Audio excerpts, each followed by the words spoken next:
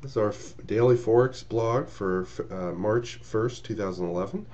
And most of us trade the dollar and the yen pairs versus all the ones on the bottom. And we have the real-time strength or weakness on the top. Levels that hit the dotted white 80 line are extremely strong, that are green, and weak if they're red. You can see last night the yen was the weakest of the two, and it also had a daily, weekly, and monthly trend that was down. Basically, you want to find one of the strongest currencies at the time. The euro started to show some strength last night, 10 o'clock Eastern time. You could have been looking to buy the strong euro against the weak yen. And also the pound, very strong last night. So pound yen and euro yen, two excellent trades right before midnight. You can see, this one that's been trending up, kind of went sideways right here, broke out, and over a period of a couple hours worked its way up to the hourly right here, or I should say my fib level and the whole number. Kind of consolidated right here. You can see it didn't have that much intensity, broke out and went right to the fib level. And fib levels, especially fib target levels in this case, that are above the upper containment band, usually are a decent place to take your profit. You might have went long here when it broke above the 10-day moving average at 68, and in this case it exploded up about 40 pips. There were some small 10 and 15 pip trades earlier, but that was an extremely high probability one. Strong euro, weak yen. The euro yen also is very likely to be looking for buys in. You can see last night it broke over the previous day's high, went and worked its way up to the monthly midpoint and weekly pivot level right here, major resistance area, and usually at the upper containment bands is where the price stalls and reverses, especially when it doesn't have that much real-time momentum. So you might have got into this trade here at 35 and out at 57 for a 20 pip profit. Then the market pulled back, and you have a lot of support underneath it. Weekly pivot, 10-day moving average, hourly moving average, and in this pullback also didn't have that much weakness. Now it almost would be an Elliott two-wave pullback, but this first wave of the down move wasn't big enough to really justify that. You draw your fibs on there. Usually 20 to 35 pips, it allows a decent fib target area to look to buy. So just be aware of those. And sometimes, like in this case, this was a decent sized move. The market went down a little bit beyond where the fib targets are. The hourly moving average was pretty high probability place to get into the resumption of that trend. But if you bought this pullback when it hit the previous day's low, slightly went underneath it, came back up in the trade around 35 with your stop right underneath the low, it just worked its way right back up to that major resistance area up here, good for about 25-30 pips. And notice this double top right here. This is one of our trading systems. When a currency double tops or makes a slightly higher high with less momentum, usually it's a very high probability counter trend trade, and if the trade works out, most of the time it works its way back to the hourly. So on a counter trend basis, that was a nice 50 pip move. You can see the euro, as it was going up, started losing that strength it had and coming up to 6. Then it went weak for about an hour, and at that same time the yen wasn't quite as weak, and that's when it when it gets some major strength right here, it continued. Most of the time we want to focus on currencies when they have real-time weakness. You would prefer the weekly monthly trend to also be weak. But sometimes after a currency's been going up for a couple hours, it starts to get some weakness, and that trend's likely to continue for 2 or 3 hours. You can see here the yen, or the CAD, was extremely weak at that point.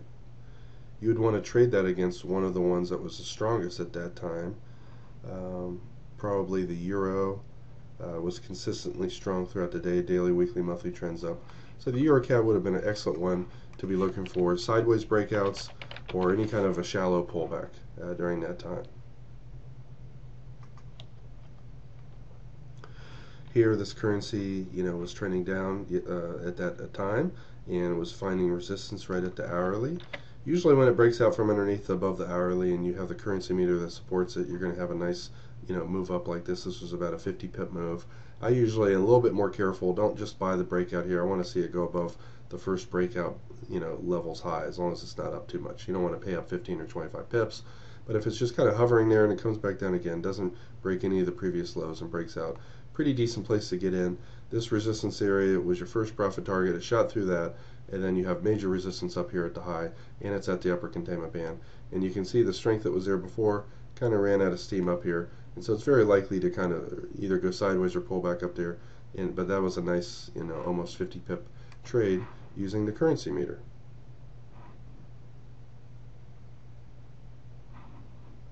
Let's look at some other trades just looking at the charts. Here this one rallied up and almost made a double top up there with less strength than before. Not a bad trade, but there's a lot of support underneath it. You ideally want to short double tops when there's nothing really to stop it for 20, 30, 40 pips. This one also has tons of support resistance that could stop price at any given time.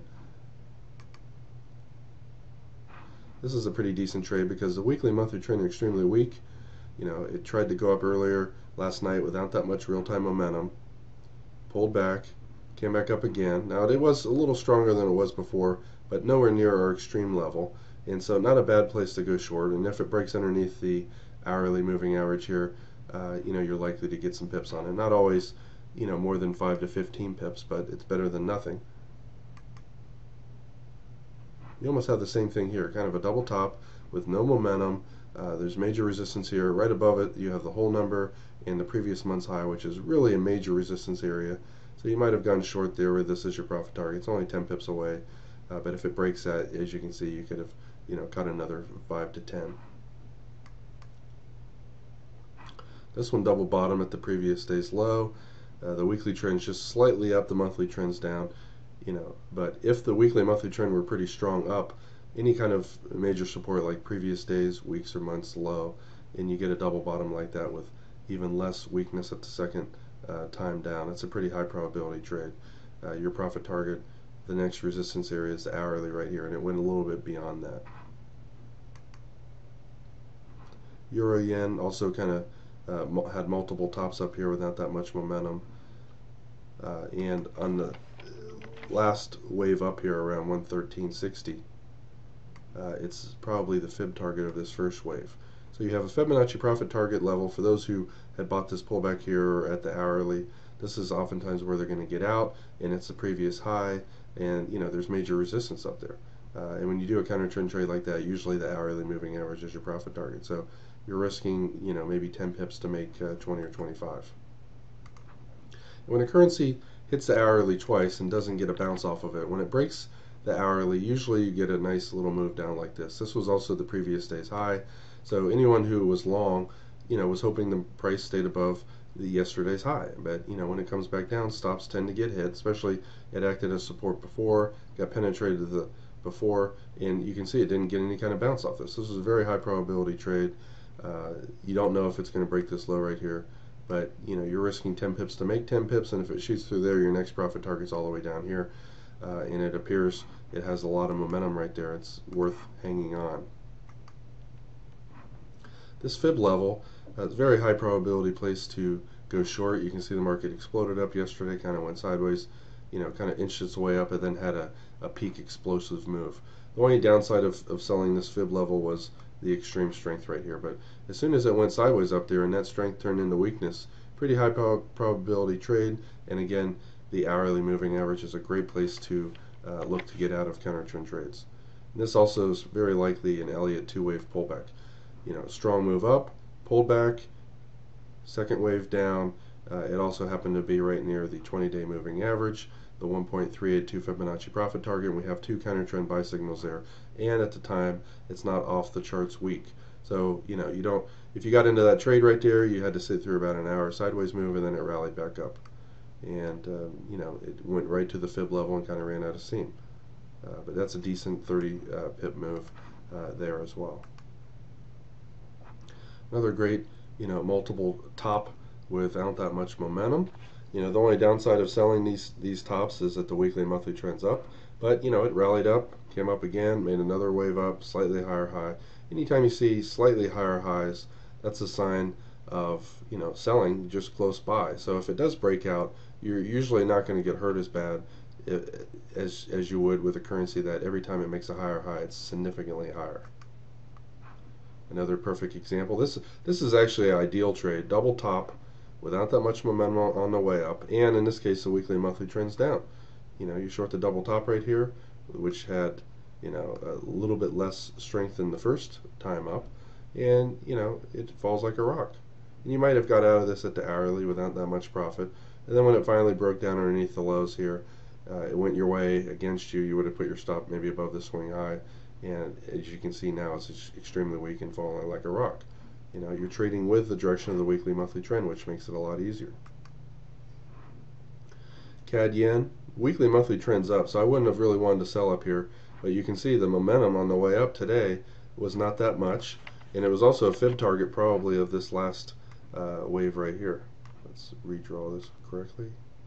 Yeah, it's a 1.618 fib target of this first wave, and it went up. Yesterday had a lot of momentum. Today it went up without that much momentum, and so I don't think I would have actually tried to sell this at the high, but after it kind of went sideways there for a while and eventually broke down underneath the hourly right here, pretty high probability trade. You're going against a longer term trend, and in the first wave down it didn't have that much weakness, so when it kind of goes down and stalls, you might have got out of your trade.